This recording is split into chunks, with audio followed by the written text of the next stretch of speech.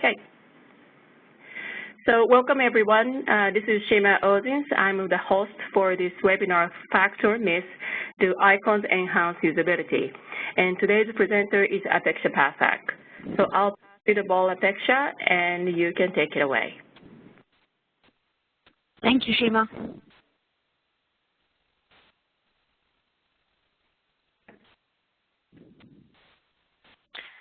Okay, can you see my screen, Shima?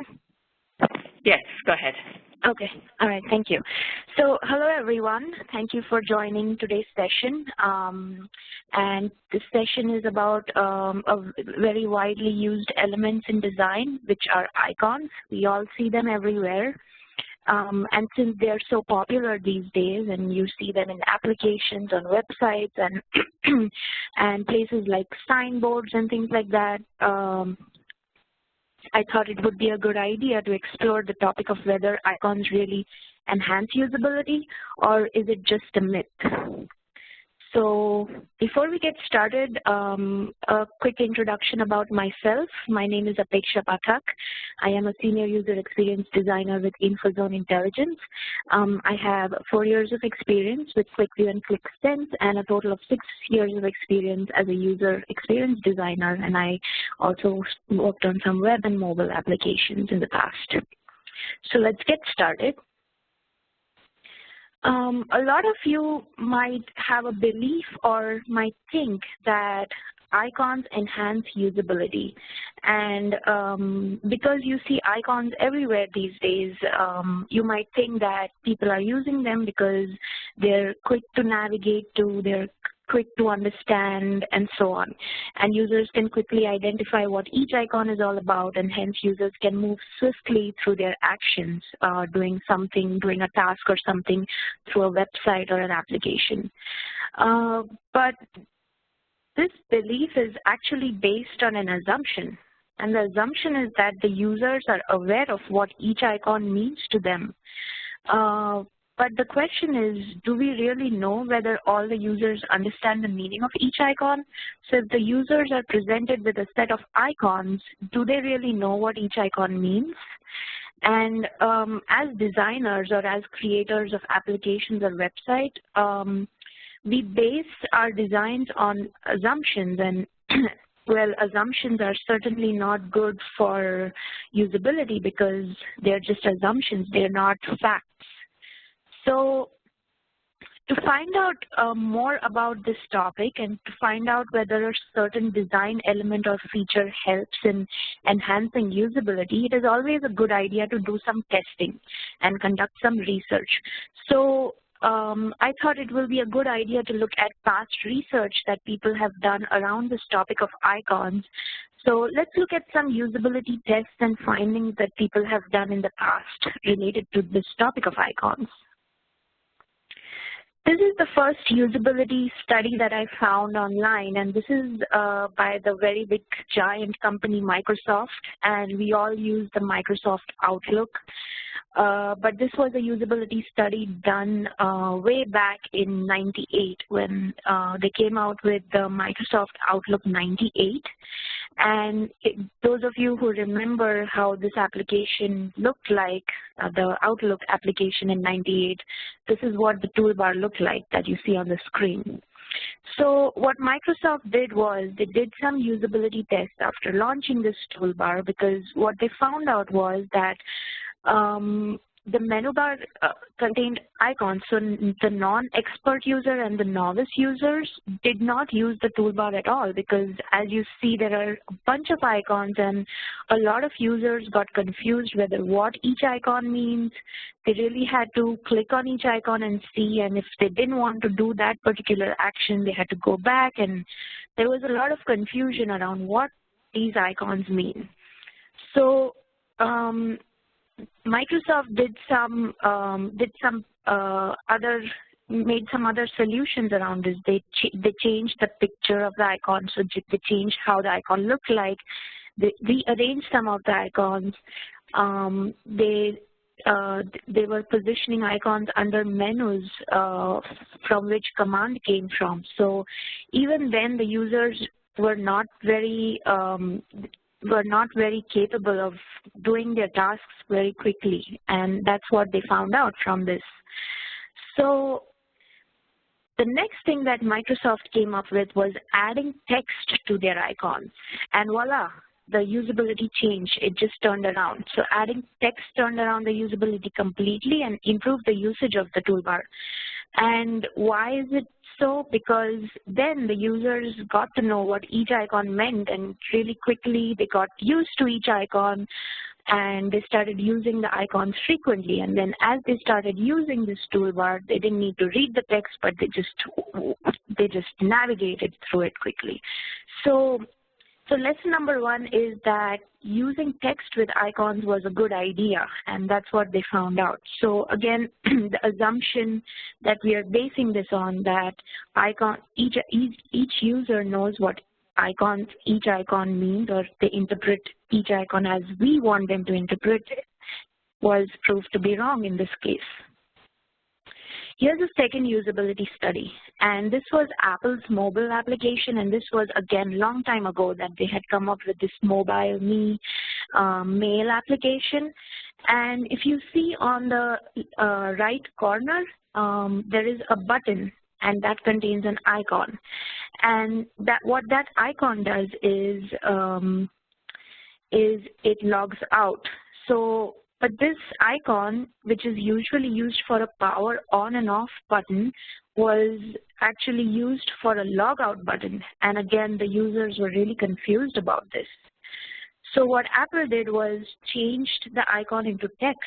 And again, the users quickly understood what this was all about, because using the power button as an icon was not a very good idea.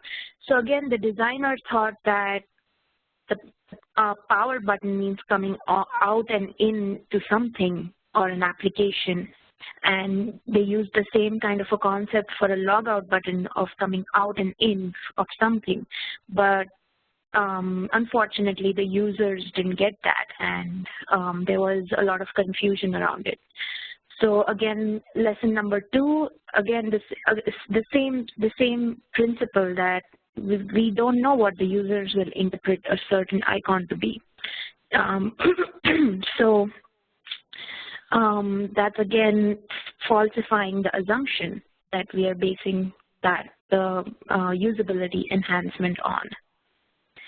This was a third usability study, and this was a test done by a certain company where they had 2 separate icons for a certain link.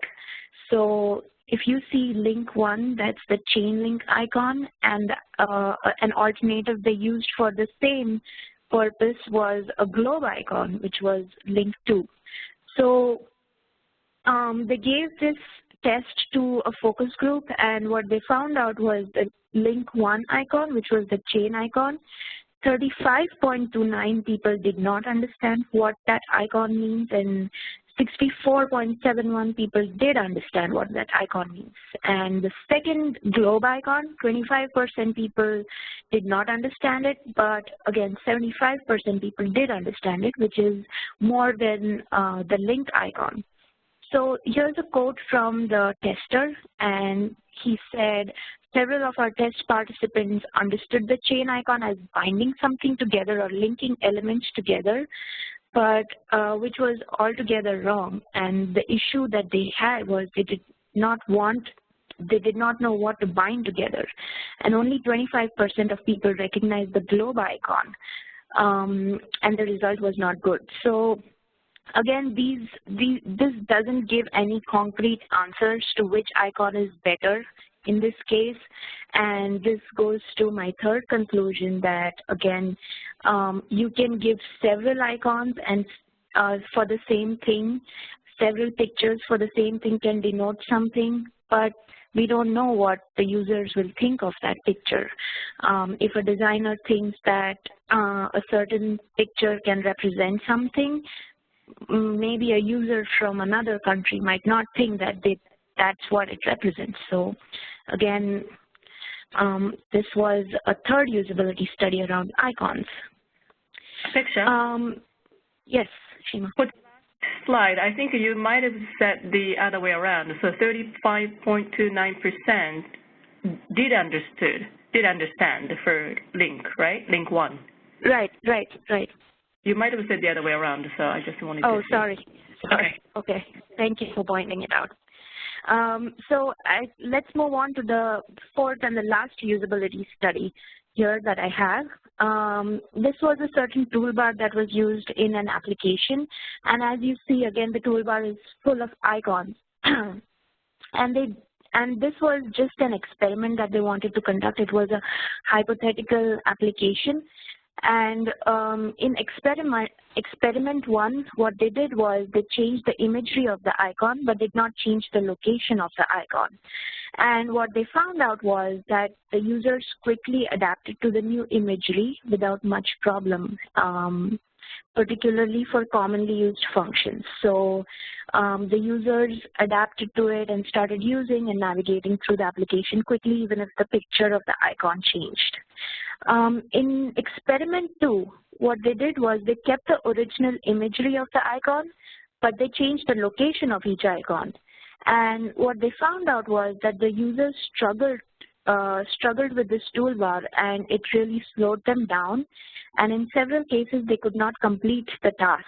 So again, the conclusion of this test was that a lot of users understand the location of the icon. They get used to a location of a certain item in the toolbar or a navigation panel, and they just go to that position and click on something to go to somewhere else.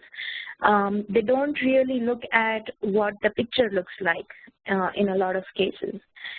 So people remember where things are and not what they look like. So this was another lesson that we learned, that people really don't, most times when they get used to something, they don't care about what the picture looks like, but they care about where it is located on a certain application. So these were some usability studies that I wanted to present, which will prove that whether using icons is a fact, enhancing usability is a fact or a myth. So let's look at, based on these usability studies, what are the problems with using icons, just icons. So as I mentioned, different people associate icons with different things based on their past experiences or based on their interpretations on based on cultures or certain norms that they're used to. Second, the designer's interpretation of something might be totally different from the user's interpretation of the same thing. So there might be a disconnect that may occur. The third is icons increase cognitive load. So it takes a couple of more seconds for the user to understand a picture, to understand a certain icon if they're not used to looking at that. And that adds a significant degree of frustration. And then variations in icon depictions increases confusion. So like we saw in the third usability test that I shared, the same link icon and globe icon was actually used for the same thing. So here are examples of icons to connect to the internet, and you can see there are so many different variations that people have used to show connectivity to the internet. So just that there are so many variations that you can show one thing. You can't just assume that people will know what it is all about. So let's look at where icons work well.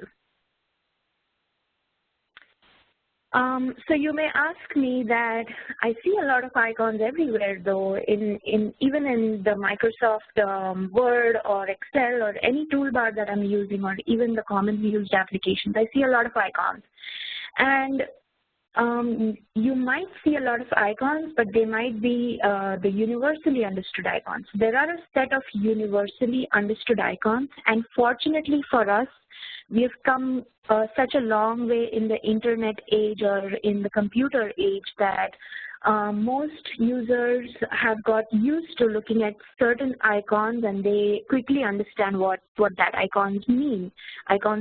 So For example, as you can see on the screen, the print icon, the delete icon, the pencil and paper for the edit icon, or just a pencil for the edit icon, search, undo, redo, what you see on your music systems like play, pause.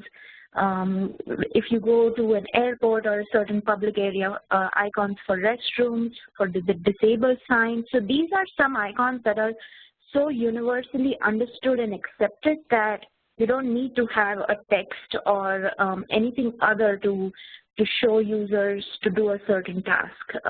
So using these universally understood icons without text is a good idea, because then you're certain that the users know what each icon means, and then you're not basing your belief on any assumption.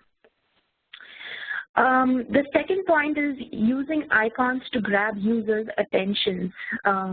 So you can use icons places where you are identifying something, like identifying a country, indicating a country, like a flag icon to indicate a country, the up or down icon to indicate whether your numbers are going up or down, a flag icon to flag something in a list, the check mark icon to say everything is good, or the caution icon, again, which is one of the universally understood icons to denote danger or caution.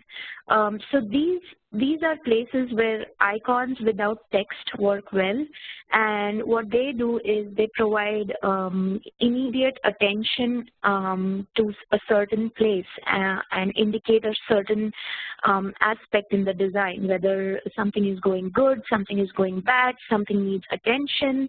So using icons without text in these kind of places is a good idea. For example, a dashboard, in whether it be in Click View or Click Send, adding the up or down signs for icons adds tremendous value to the dashboard, and the users understand very quickly, and it's attention grabbing. So this is another place where icons are very important to use. Then the third thing is using icons for identification or to provide visual relief. So again, using icons in a design to provide visual relief. So again, and that is with text. So as you can see on the screen, there's a little suitcase for the travel icon, a training icon. But if I would have provided these icons just without the text, it might not have made sense. So icons provide a lot of visual relief in the design.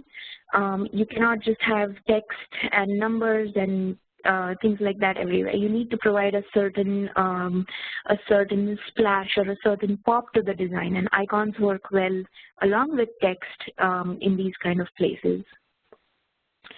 This is another point for universally accepted icons. If you say that you have a limited real estate, then the universally accepted icons work well in that case. But if you say, I just give an icon because I have limited real estate, and use some icon, you don't want to compromise the usability, and only universally accepted icons can do well in those situations. The other point is using icons for stylization to enhance the visual appeal, but it should not be at the cost of usability. So again, to provide visual relief along with text, icons work well. Last but not the least, and a very important point is about colorblindness. And icons work really well to aid colorblindness, and this is based on a lot of usability studies. So if you see the example below here, there are two numbers. There is one in red and one is yellow. And if you provide icons to that, and you see the red number is going down, the yellow number is a caution, a colorblind user will quickly understand what it is instead of just relying on the color of the text. So icons work really well in that case as well. I wanted to share some best practices here. Best practices for using icons is stick to standards. So standards of universally accepted icons like the print, delete, and so on. Keep it minimal. So don't do a lot of detailing in icons. The icons are really tiny that we use on applications these days. So not a lot of detailing is required. Even a simple line icon works well. Maintain unity in style and location from page to page. So this is related to consistency. If you want to use a certain style of icons, like a black and white icon on a certain page, you don't want to go to a colored icon on the second page. You want to maintain a unity in the style that you're using in the icon. Or if you want to use an icon with a fill in it, and on another page you use an icon, or another place you use an icon with just line icon, then that again breaks the unity in style. So keeping it consistent. The other point is if you have a certain icon on a certain position on one page, you want to maintain the location of the icon going forward on other pages as well, so that the users don't get confused and start looking for the same icon everywhere. You want to maintain the position of the icon, and this is again based on the last usability study that we looked at. Avoid unnecessary elements like text inside icons. This goes to the point of keeping it simple and minimal. So the text shouldn't be inside the icon, it can be outside the icon, or just very nicely placed so that there's visually it looks very nice and it looks like it is solving the purpose and it is understood by the user. And then last point is to keep in mind cultural interpretations. So we cater to a lot of global audience these days, and there are a lot of cultural interpretations, and different cultural interpretations from various countries differ. So what one icon or a picture means for a certain group of people might mean very different things to a certain group of people from a different country. So you want to keep in mind the cultural interpretations. So with this, I want to again go back to the point whether icons enhance usability, whether this is a fact or a myth. And what the answer is that it's really based on the situation where the icon is used. When the icon is used with text, when the icon is used in pointing attention and grabbing attention or pointing to something on a dashboard, that's when it enhances usability. But when an icon is used without text, just for the sake of giving an icon, then that doesn't enhance usability. In fact, that might consume your real estate or confuse the user, add frustration to the design. So it's really situation-based.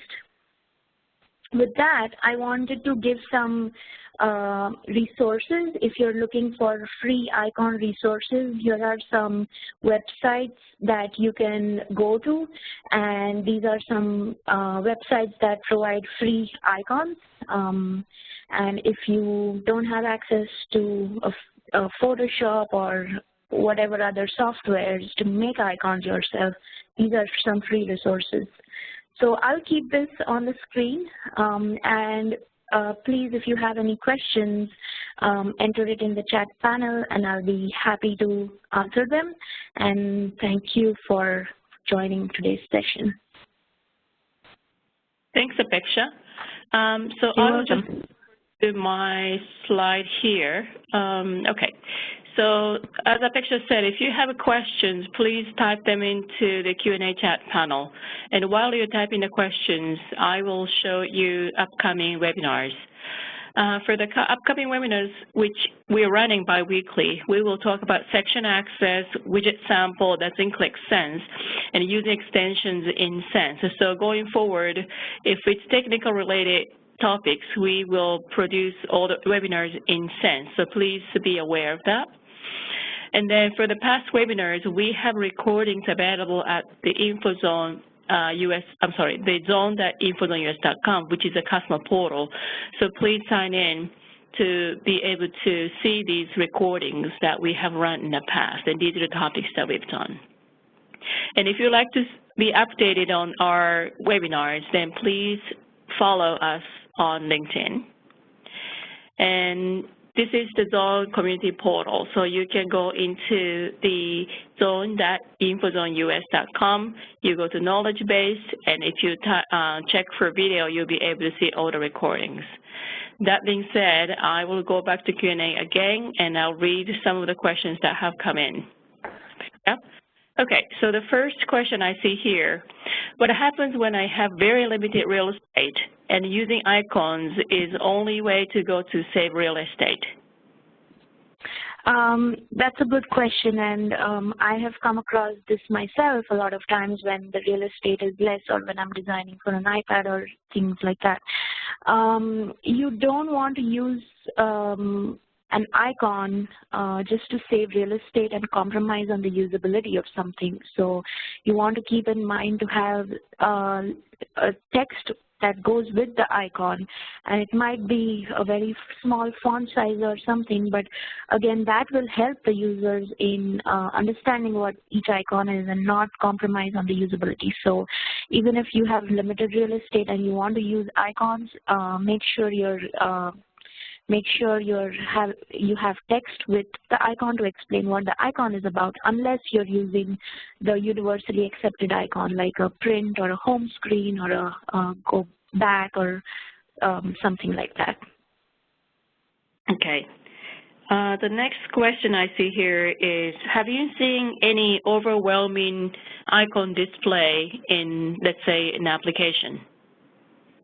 Yes, I have, and in fact, because I mentioned icons are so popular that people think they're really good for usability, they look good in a design, and I've seen them sprinkled all over the application. But again, using icons just for the sake of using it is not good. It again causes confusion and it causes redundancy. So if, for example, there's a line chart and then you give a line chart icon just for the line chart, it's a duplication of information, so you don't want to do that. You don't want to use icons just for the sake of it. Okay. I'm not seeing any other questions that are coming in, but this is a chance for you to ask any questions that you may have, so please type them in the Q&A chat panel.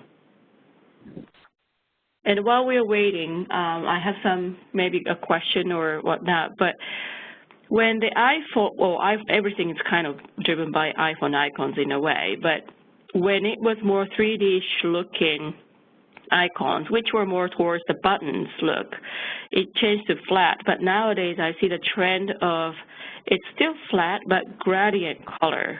Do you see that also, Apeksha? Like what's the trend of nowadays?